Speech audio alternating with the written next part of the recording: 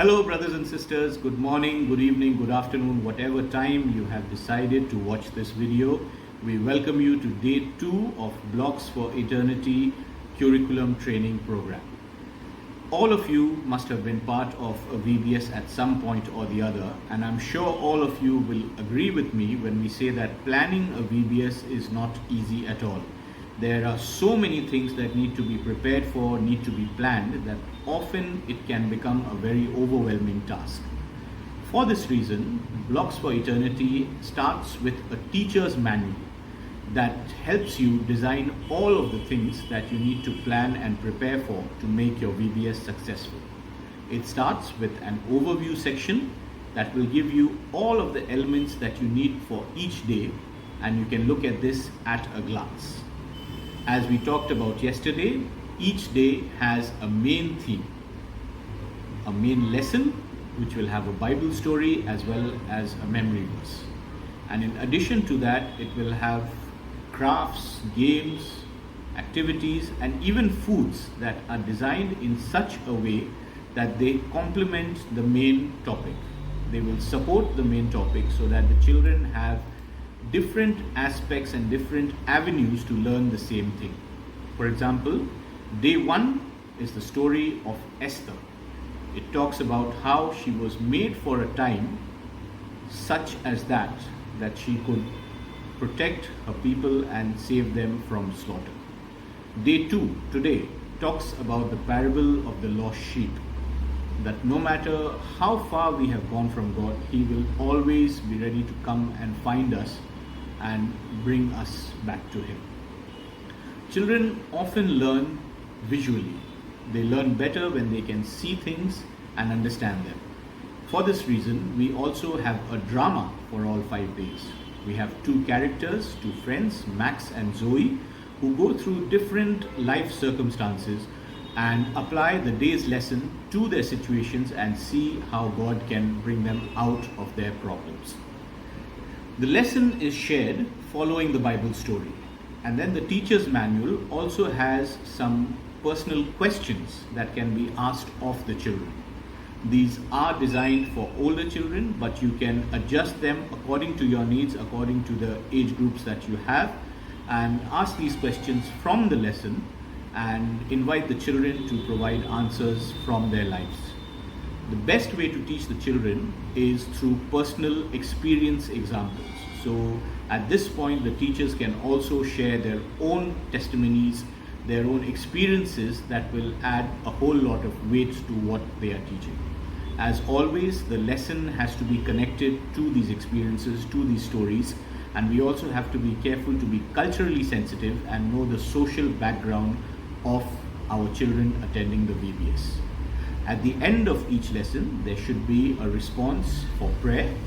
The teacher should sit with the children quietly and invite them to close their eyes and lead them in prayer. Some children will be more open to this than others, and it is very important that we do not rush them. We have to be calm and let them do this according to their reaction time. It is important to be sensitive, not pressure the children.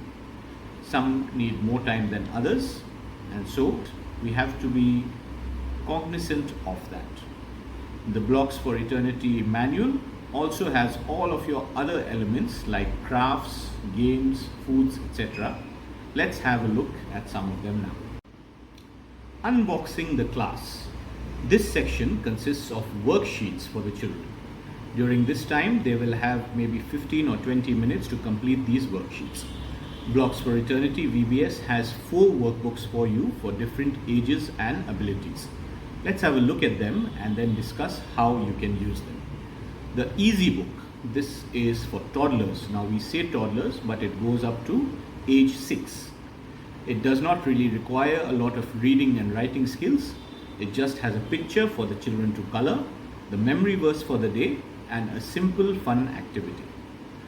The Medium Book. This is what we call intermediate, and it is designed for children from 7 to 9-year-olds. It requires some reading and writing skills. The coloring picture is slightly smaller, but there is also a puzzle with other activities. Then comes the difficult book. This is for what we call adolescents, ages 10 to 12. The coloring picture has been removed from this one, and now there are 2 puzzles and an activity. Finally, the advanced book. This is for teenagers, aged 13 and above. It contains 2 puzzles and activity, and it also has the questions from the teacher's manual that you can ask the children and interact with them.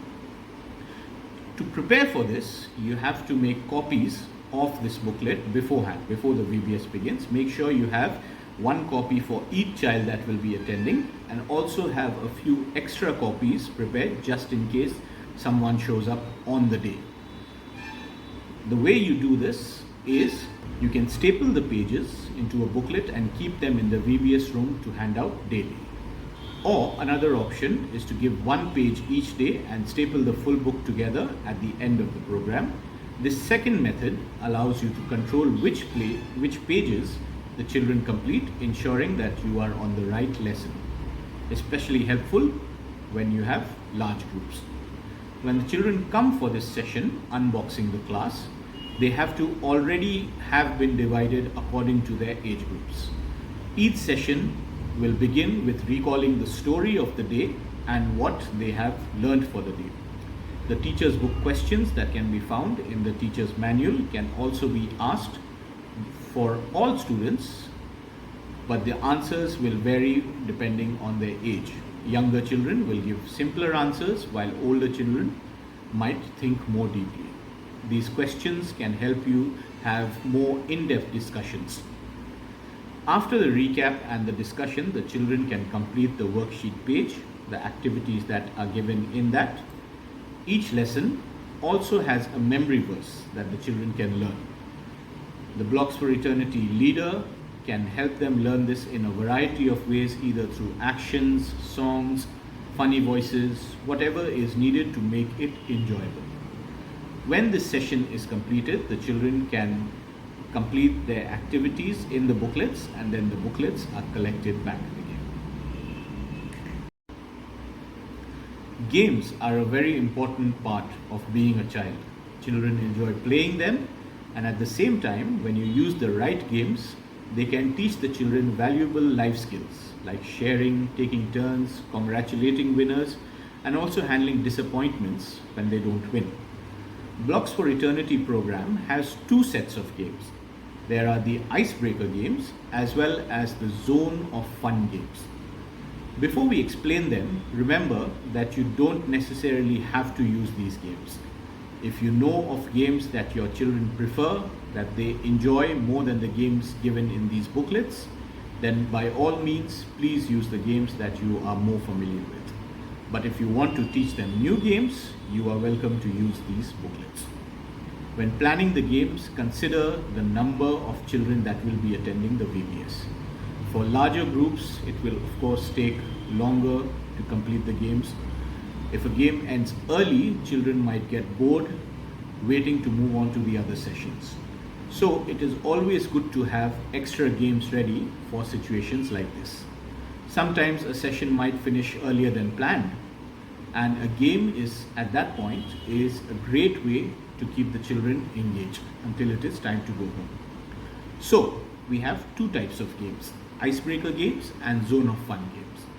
Icebreaker games are short, fun activities played at the start of the day when the children are just starting to arrive. Some children will arrive early, some will be a little late. So the ones who are already there will start getting a little bit restless. So it is good to have a game planned, something small, something that doesn't require a lot of thinking, something that they can play very easily, and it can be stopped at a moment's notice once everyone is there. Zone of fun games can be adjusted according to the age group of the children.